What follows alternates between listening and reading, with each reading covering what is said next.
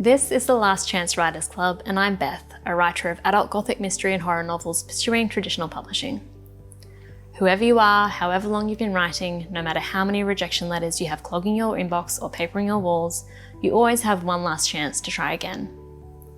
At the start of 2024, after years of rejection, I gave myself one last chance to write a publishable novel. A year later, I had a novel I truly loved and a literary agent who loved it just as much. These are the questions I asked myself that changed everything for me.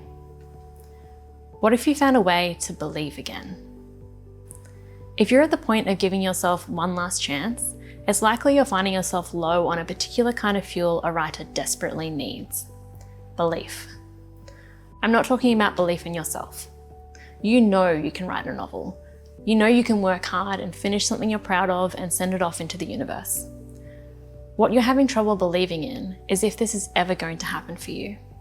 If you're ever going to find an agent or achieve your dream of publication. What you're doubting is publishing itself. And look, this is an entirely reasonable way to feel, given what you're up against and all the trials you have overcome just to get this far. But the story isn't over. There are ways to fill up that tank of belief again. You can keep going if you want to. I did, and I think it was one of the best and most empowering decisions I ever made. In today's episode, I'm going to take you through 3 strategies I used to help myself believe it was even possible to get published when my faith was flagging. These were the strategies that helped me write that one last chance novel, and to keep writing after that. Strategy 1. Find a better narrative. Long ago, when I was in my early 20s and my spirit was not yet crushed like a twig under the foot of publishing, I carried with me a particular narrative about the way the world works. I'll call it the good daughter narrative. It should feel familiar because it's present in hundreds of fairy tales, many of which have worked their way into our cultural subconscious. In this story, a man has 3 daughters, and one of them is the good daughter. She is young and fair and innocent and hardworking and kind to animals, and she has a dream. She wants a single rose, or to tend to her sick grandmother, or to escape a life of servitude. And because she is young and fair and innocent and hardworking and kind to animals, she among her sisters is set apart, chosen by the prince or blessed by a good fairy.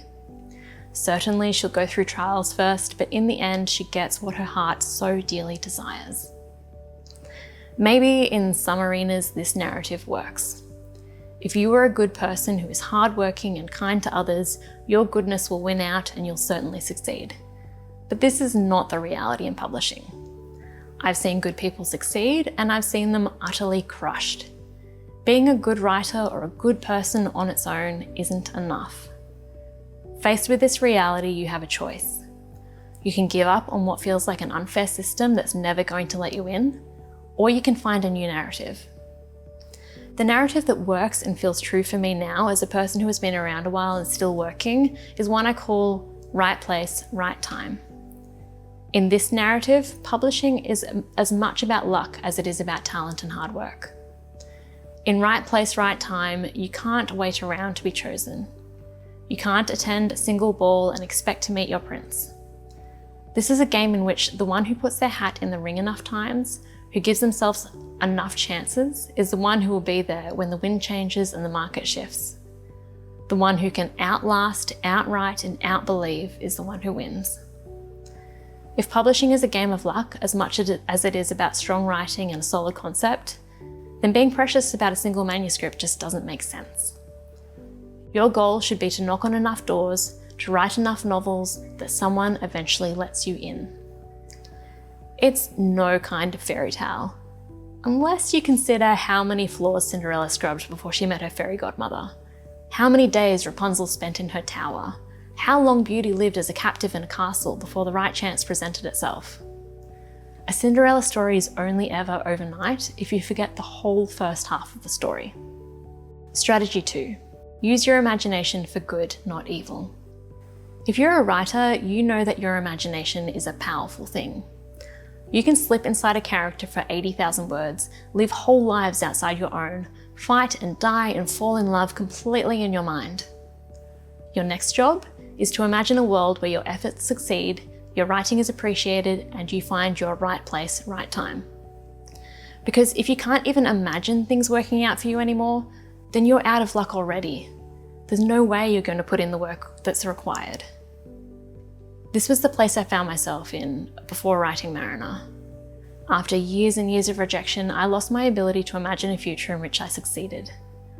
The evidence of my own failure seemed too stacked against me. I believed not only that I had failed, but that I was a failure, which seemed to me a permanent and unmovable thing.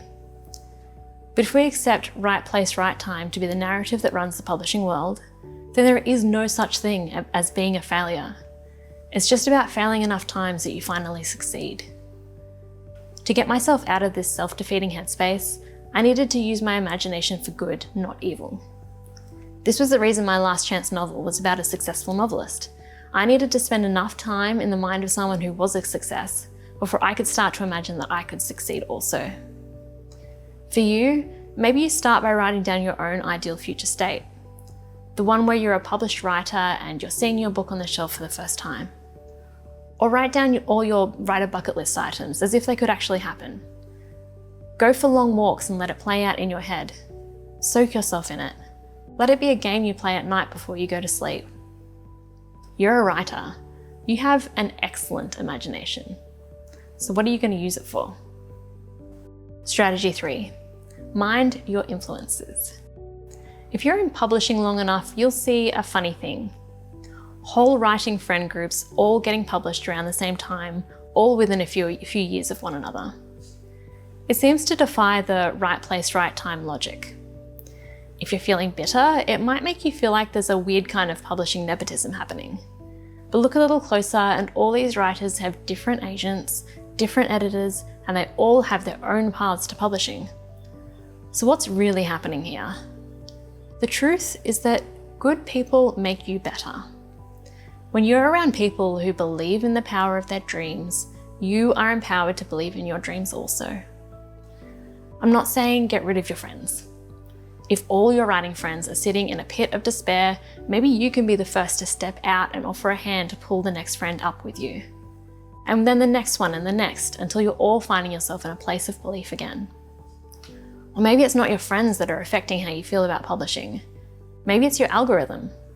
If you spend a lot of time on Threads or another algorithmic platform, pay attention to the posts you're liking and responding to. Algorithms can be altered. You can change your social atmosphere just by searching out and responding to content that reflects how you want to feel about the world. If you're like me, this could extend to the types of stories you consume. There is no dearth of books about writers these days. Read books about successful writers, watch shows about people succeeding, use fiction to help you build up your belief again. It's weird, but it works. This is the last episode of the first season of Last Chance Writers Club. I hope it's been helpful for you. If you enjoyed this episode, I would really appreciate it if you could share it with your friends, like it, or leave a comment. These episodes will always be here for you when you need a boost of belief, but you can also find me more reliably on Instagram and on my website. We can be that friend group that lifts each other up and all succeed at the same time. I hope you keep in touch. Before we part ways, I want you to know that I believe in you. I believe you can keep going. I believe you can keep throwing your hat in the ring, and I believe you will one day succeed if you do.